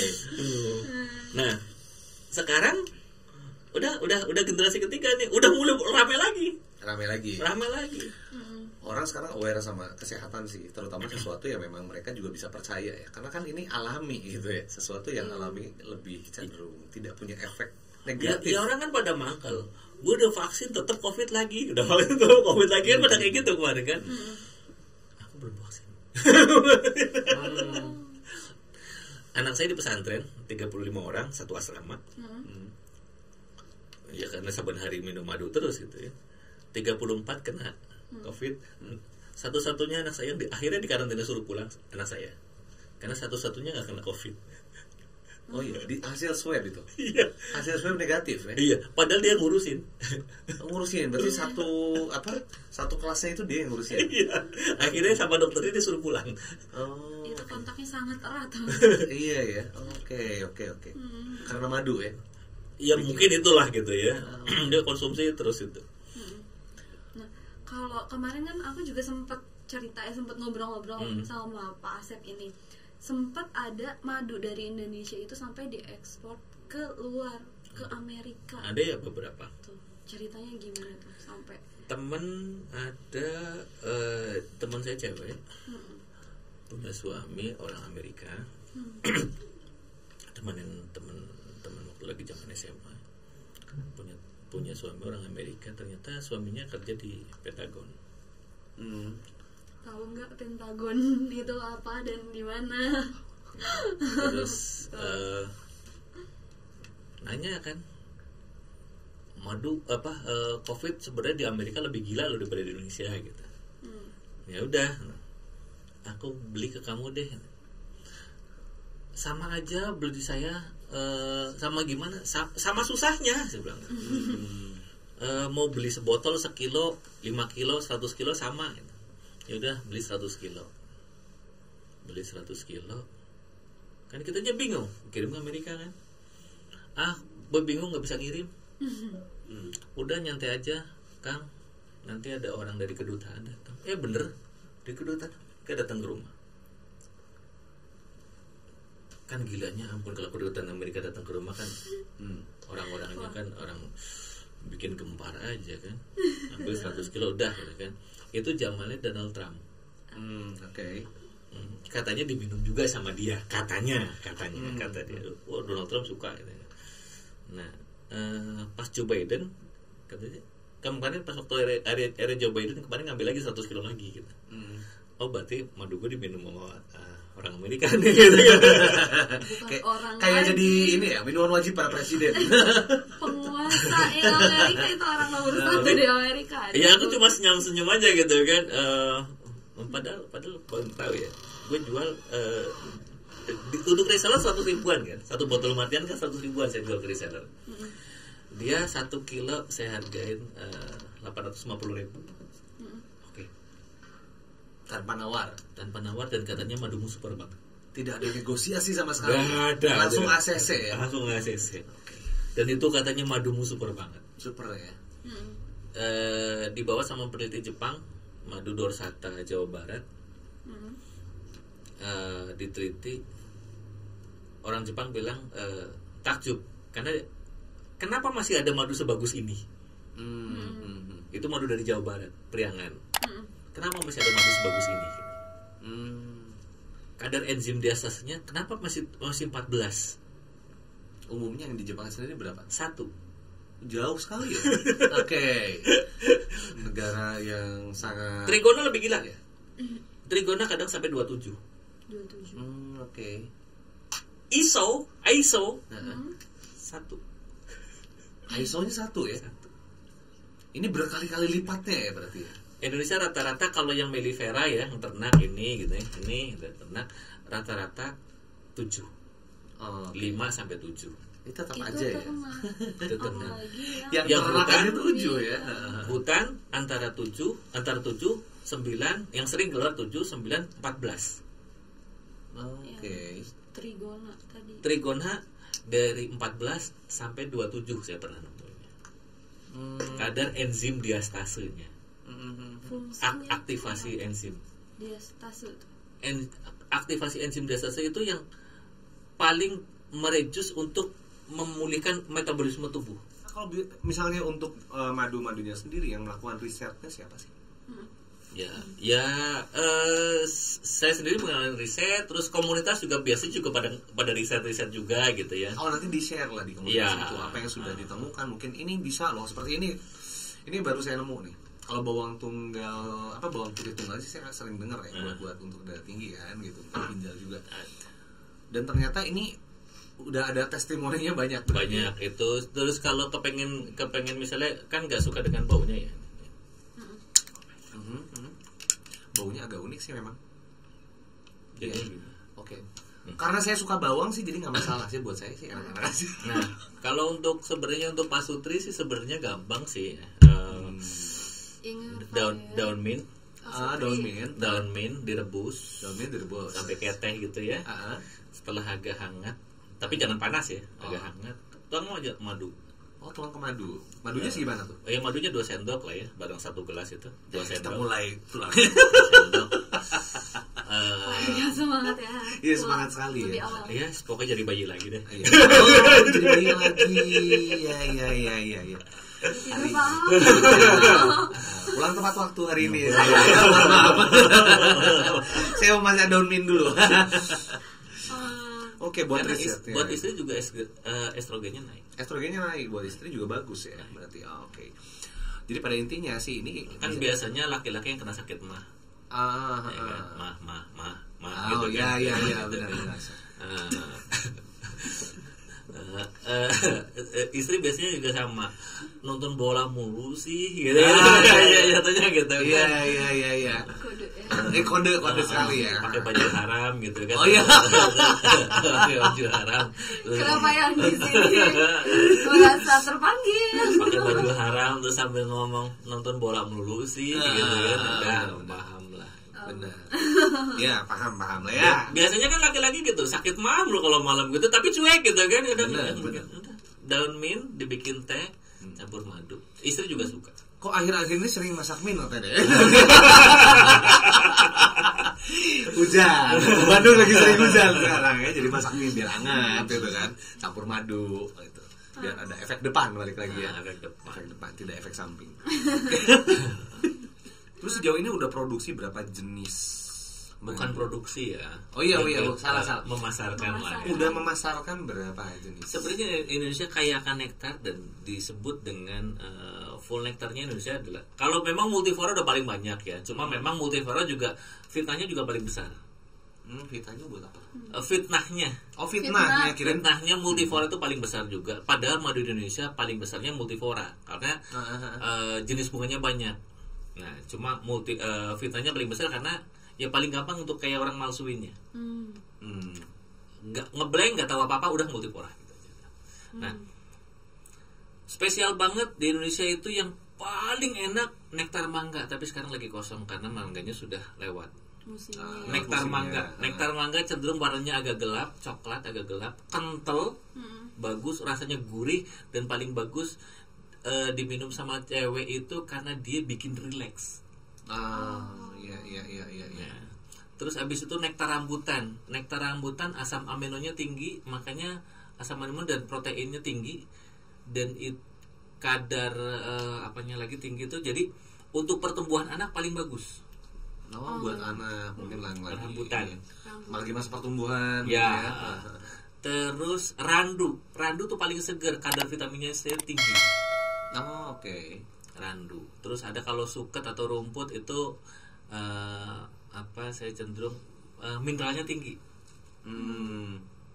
Karpa khas Sumatera mineralnya tinggi, paling bagus. Tapi mineralnya tinggi paling bagus untuk perempuan karena apa? Untuk lambungnya, untuk PMS-nya, untuk skincare-nya paling bagus karpa. Memang rasanya standar banget. Tapi efeknya tidak standar. Buat wanita nggak standar, bagus. Karena ini justru diekspor paling banyak yang karpa. Karpa malah lebih banyak ekspor ya? Iya. Oke. Karpa lebih banyak ekspor ya, sama ke Malaysia, ke Bahrain, terus ke Bahrain paling banyak ya karpa. Kemarin ke Dubai juga karpa juga, ke Malaysia, ke Brunei juga karpa. Oke. Negara-negara tetangga juga dapat ya karpa dari sini. Ya, karena di Indonesia karpa banyak karena berasimilasi sama pabrik pulp. Sinarmas dan kawan-kawan, dia menanam namanya akasia karpa dan akasia mangium. Tapi sekarang lebih berkembang ke akasia karpa. Nah, akasia karpa itu dia keluar nektar dari umur 3 bulan sampai 2 tahun banyaknya. Jadi pada saat sisi penanaman itu ditaruh bok-bok lebah itu jatuhnya apa? Ada yang nungguin. Jadi babi hutan tidak gampang menyerang. Simbiosis mutualismenya. Betul. Jadi betul. Ini yang akhirnya CSR para perusahaan kertas ke para peternak madu di wilayah Sumatera.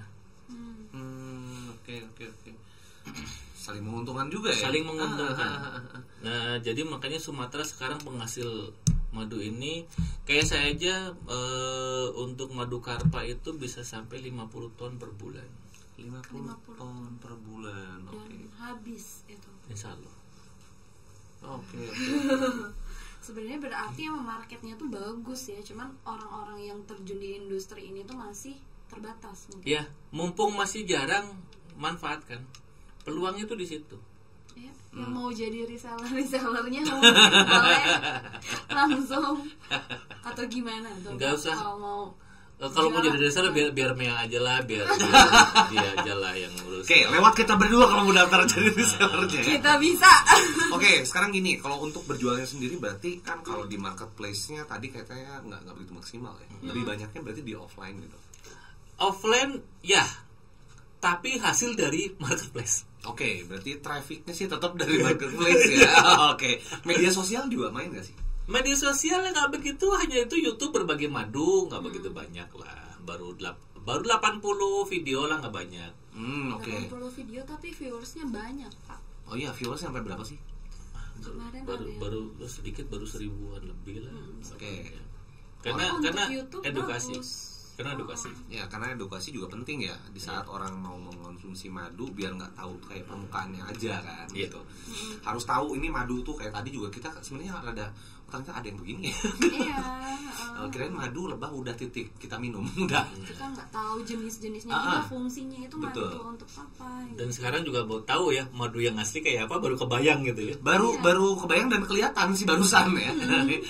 Oke, seperti itu ya. Jadi tes karamelisasi tadi. Tes karamelisasi. Oke. Terus kalau misalnya dapat link-link kayak misalnya kejual kayak gitu tuh gimana tuh? Kan Dari itu sempat mana? ada ekspor juga kan? Ya. Sempat dan masih terus berjalan ya? Masih. Ya. Itu linknya dari mana tuh biasanya? Orang sudah mencari. Orang sudah mencari Terus jatuhnya kan kamu dari madu dari mana? Dari situ. Dari mana? Udah akhirnya cari. Dan itu sampai 1 bulan berapa banyak? Berapa ton gitu yang sampai Ya sebenarnya sih reguler yang di gudang, yang reguler di gudang aja kan ya paling 8 lah gitu, reguler di gudang. paling 8 ton ya. Iya. Reguler di gudang gitu ya. Tapi kalau yang misalnya peternak ini minta bantuan gitu, misalnya jualin dong deh. Ya udah deh, nanti ada bayar di sana, ke sana aja langsung. Capek gue kalau harus bawa ke sini kan, juga ongkos transportnya itu lumayan ya. Ya. Kadang kan kalau udah partai besar kayak gitu jatuhnya transport sama untung gedean transport. Iya. Daripada nambah kos, udah langsung ambil ke sana. Toh dia juga punya etika kok. Gitu aja udah selesai. Oke. Peternak madu belum banyak kok gitu kan. Kalau sambil ngejaga etika kan juga selesai juga urusannya. Gitu. Iya, oke. 8 ton ya. Dan omset tertingginya kalau boleh tahu bisa pernah sampai berapa sih? 70-an. M ya.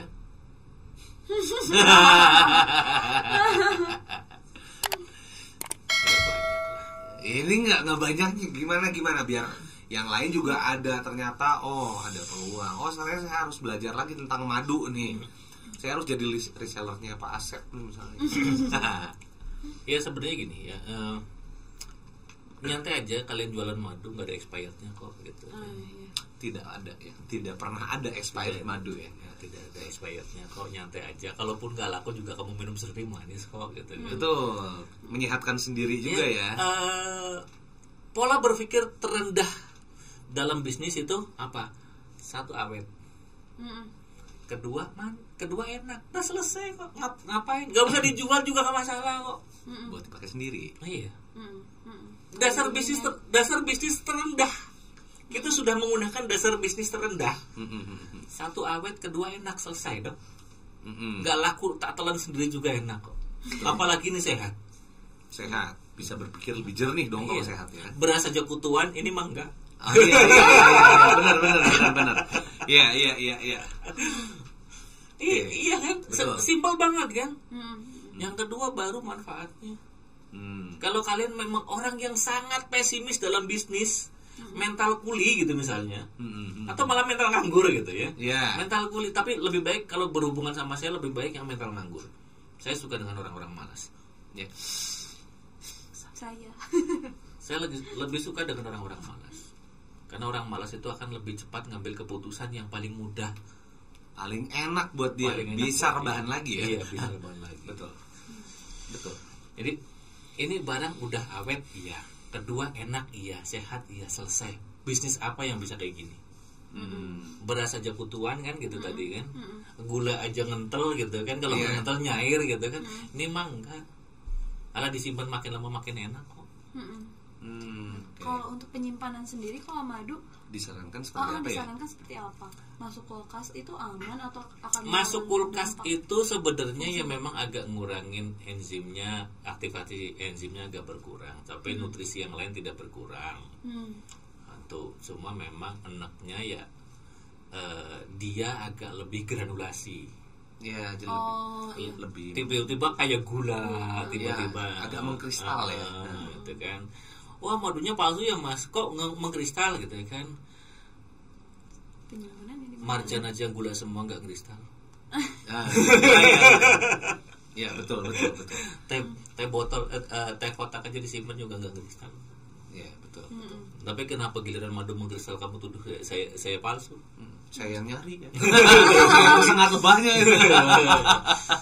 Justru itu. Jadi kebalik kan gitu.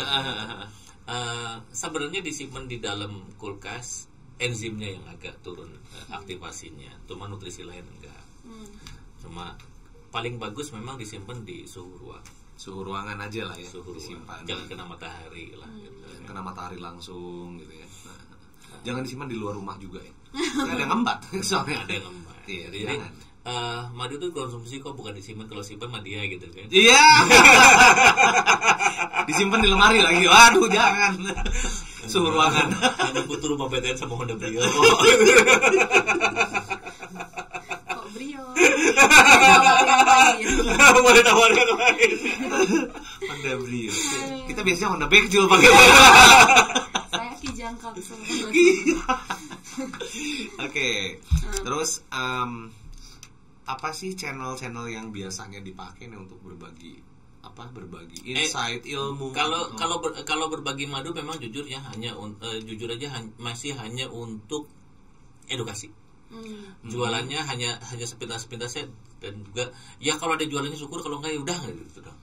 Di berbagi madu memang saya dilalah dikasih pengetahuan lebih tentang madu, ya udah saya berarti itulah strength-nya ya. Iya, sana. Kalau marketplace-nya mungkin bisa. Marketplace-nya cukup di Shopee tulis madu Optimak, selesai kok. Madu Optimak. Optimak ya. Udah pasti punya bos Asep Bejo gitu ya. Ya, yang udah start cuma satu-satunya dong. Saya masih bingung cara bikin kantor untuk biar bikin ternak akun segala macam, masih belum, nanti lah hubungin kalian ya. Oh iya itu ya. Yang lainnya juga jangan lupa ya. Oke, terus kayak gitu ya. Terus dari ini banyak feedback juga nggak sih ketika sudah kan udah banyak channel YouTube-nya apa nih? Berbagi madu. Nah, dari berbagi madu banyak yang kasih feedback nggak sih kayak banyak. Misalnya, dan bermuara ke transaksi gitu. Transaksi alhamdulillah lumayan. Okay. Lumayan. Tapi ya kebanyakan reseller akhirnya. Jadi belinya partai besar gitu. Awalnya mungkin satu-satu dulu ya, coba. Enggak. Oh, langsung. Karena channel madu itu masih sedikit. Channel madu sedikit. Jadi kalau misalnya kita googling atau kayak ngetik channel madu sedikit. Langsung keluarnya Pak Asep. Oh, Pak Asep ya. Berbagi madu. Jadi karena channel madu sedikit akhirnya trust. Oh iya. Sesuatu yang baru juga ya. Sampai mengupas tuntas tentang madu gitu ya. Jadi kayak yang dari luar negeri pun kayak Malaysia juga kan pas tulis berbagi madu tuh, wah langsung hubungin. Kalau tadi strategi marketingnya mungkin kedepannya gimana? Biar makin orang tuh aware gitu sama si madunya sendiri, sama produk bapaknya sendiri. Strategi ya jelas sekarang harus mengoptimalkan online lah ya. Alhamdulillah banget dibimbing langsung sama kokonya, sama TNI Risa gitu. Dulu zamannya siapa ya? Aldi ya. Masih sampai sekarang. Masih. Awet ya, nggak murtad ya jatuhnya ya. Nggak bikin sendiri gitu maksudnya. Awet, kita kan family semuanya ya. Family ya. Kita tetap we are happy. Iya benar. Lembaga kayak MIA itu memang dibutuhkan di masyarakat sekarang, apalagi eranya UMKM kan. Iya betul. Nah, eranya UMKM jatuhnya gue masih bisa loh saingan sama Manuka gitu kan. Atau gue bisa loh saingan sama TJ gitu kan. Itu dipandang sebelah mata ya UMKM ya, karena ya namanya sih ya mikro kecil menengah. Iyo nggak tahu gitu kan. Di sini ada Shopee, Tokopedia, Bukalapak. Pada saat dicari barang yang sama keluar semua available, bersaingnya sama. Ya kan. Dan butuh coaching gitu ya. Ya Mea mungkin salah satunya yang butuh yang mengcoaching mereka itu. Berapa persen lah yang di Mea akhirnya nggak upgrade, pasti upgrade. Iya. Yang darinya dulunya nggak tahu sama sekali, udah baru daftar sekarang ya udah kena pajak 3,5 juta setahun gitu kan. 3,5 tahun gitu kan. pas dapat surat pajak kaget gitu kan. Iya. Padahal cuma 0,5% kan. Betul. Berarti berapa omsetnya dia gitu. Iya, betul. 1% dari berapa? Iya, betul. Nah, lembaga-lembaga kayak gini, jujur aja, kalau ini nanti kalian kembangkannya jauh lebih masif, misalnya kerjasama sama ada kerjasama sama Kemenparekraf nggak? Masih penjajakan, mau ke sana, tapi belum. Sandi open banget sama kayak gini. Kemenparekraf, Kemeninfo gitu ya. Iya, betul. Lumayan lu dapat kalau mau intens. Iya, pengen ke sana. Dapat bantuan dari pemerintahnya gede. Kita menuju ke sana sih. Karena kita juga kan ini ya, maksudnya memang ada tujuan tidak hanya berbisnis saja ya. Kita juga pengen teman-teman UMKM itu bisa di-upgrade ya secara keilmuan dan di-update juga secara keilmuannya. Jadi kan bimbingannya seumur hidup ya. Untuk di kelas ya. Ketika ada sesuatu yang baru, ya sesuai apa kelas yang dia ambil gitu ya, itu juga akan mengikuti gitu. Jadi sekali bayar seumur hidup ya bener lah.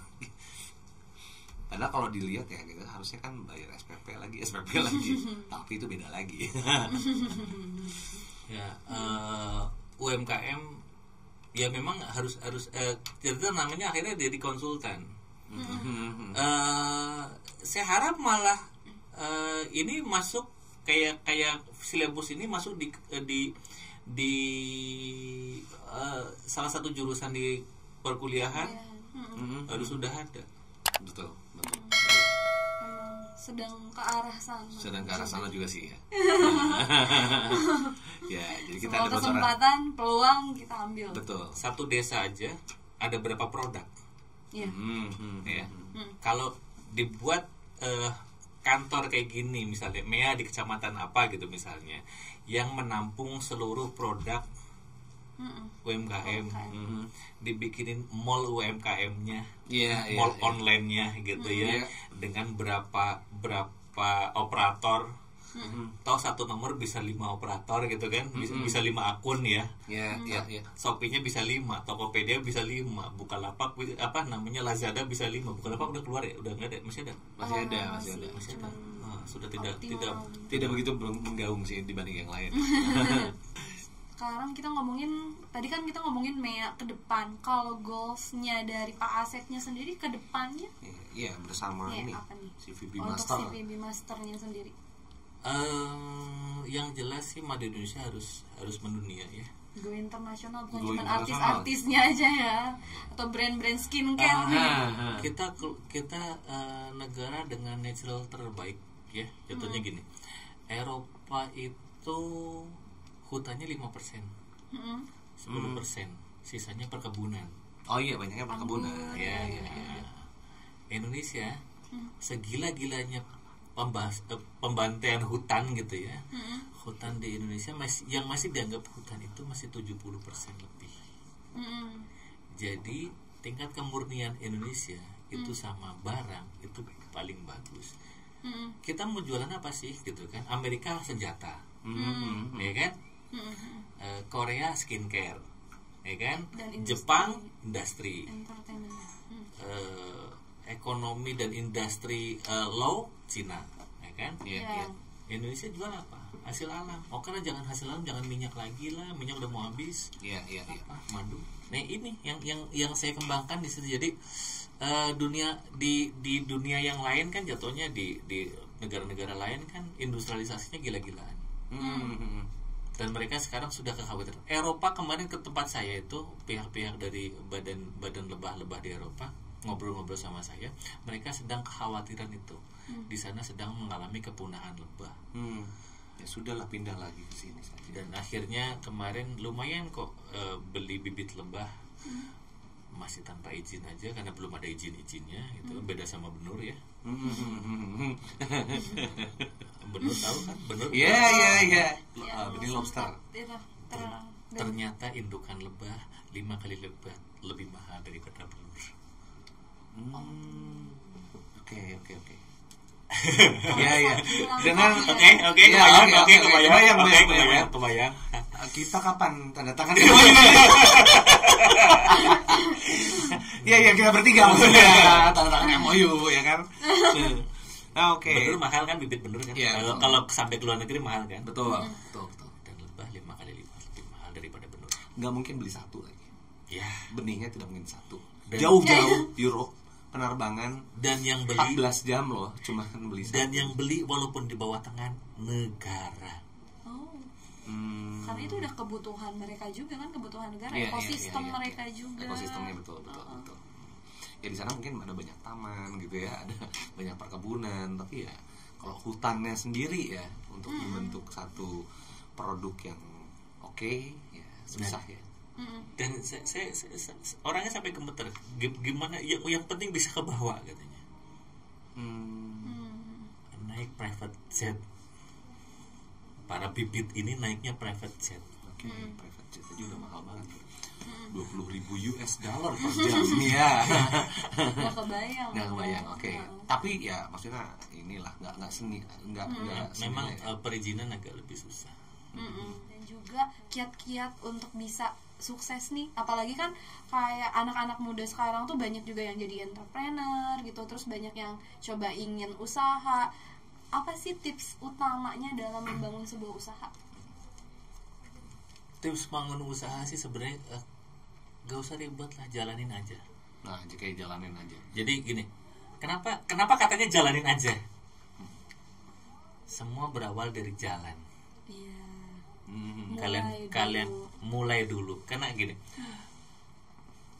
mulai itu berani memulai itu sudah 50% kalian berhasil. Karena kalau kata memulai itu hanya ada 2 akhiran, berhasil sama gagal.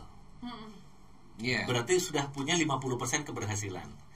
Nah, pada saat kamu mau gagal pun kamu tahu kayaknya kurang gak passion gua, udah bisa langsung memulai ke yang mana gitu. Kalau masih hal yang sama, diperbaikinya kemana. Jadi kalau kalian sudah mulai, itu bagi saya sudah bukan 50% lagi kamu gagal, atau bukan 50% kamu berhasil, tapi sudah 99 kamu berhasil. Ya. Oke, jadi satu katanya apa nih buat menggambarkan si VB Master bersama Pak Asep Bejo ini? Kalau kata-kata Bimaster ya, kata-kata Bimaster ya. Satu kata aja ini mah. Ya.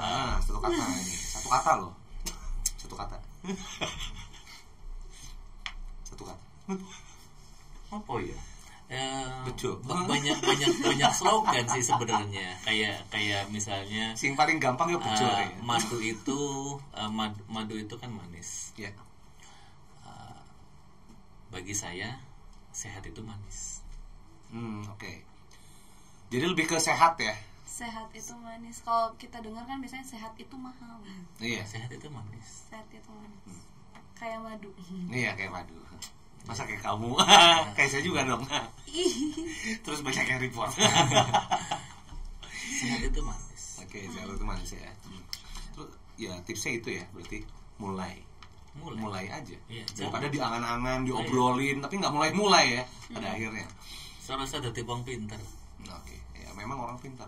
Tapi sarasa dadi wong pinter, dadi wong bodoh yang melaku ae. Iya. Enggak usah jadi orang pinter. Jadi orang bodoh aja. Jalan aja udah. Nggak usah terlalu banyak kalkulasi, analisis gimana gitu ya. Maksudnya kalau mau mulai sesuatu yang baik ya mulai aja ya. Bisnis itu cuma hanya ada orang kaya itu berbisnis hanya menggunakan kalkulator kok, tidak menggunakan Excel, tidak menggunakan program segala macam, karena harga jual dikurangin modal min apa plus udah selesai. Betul. Oke. Nah, polanya sederhana itu. Dibikin simpel aja, nggak usah ribet-ribet ya. Oke. Kan karena nggak berani mulai jalan, nggak berani mulai, itu aja masalahnya di situ. Banyak pertimbangan. Ya. Oke. Jadi kita banyak pelajaran juga ya dari Pak Asep ini ya, sebagai sosok di balik CVB Master, di mana ini juga jadi salah satu pakar perlebahan di Indonesia. Dan sampai beberapa kali juga jadi ini ya, dan masih berjalan sepertinya jadi dosen tamu di beberapa perguruan tinggi. Oke. Ya udah, berarti Kak Silvi jangan lupa apa nih? Nah, buat Sobat Mea semua yang ingin tahu tips and trik seputar dunia digital marketing, juga e-commerce, kalian bisa langsung cek di official YouTube Yohan Agustian ataupun di Instagram dari mea.community dan juga Yohan Agustian pastinya. Oke, terus kalau misalnya untuk YouTube-nya sendiri yang tadi apa tuh namanya? Berbagi Madu. Berbagi Madu.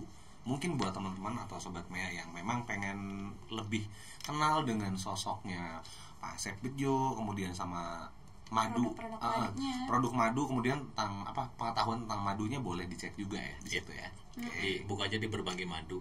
Di situ ada. Di situ ada ya. Oke, jadi pada penghujung ini ya, penghujung waktu acara ini, kita udah pamit undur diri. Saya Satria Mega sebagai host.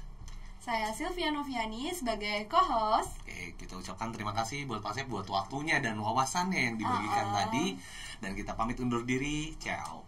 Sampai jumpa di BPJS berikutnya.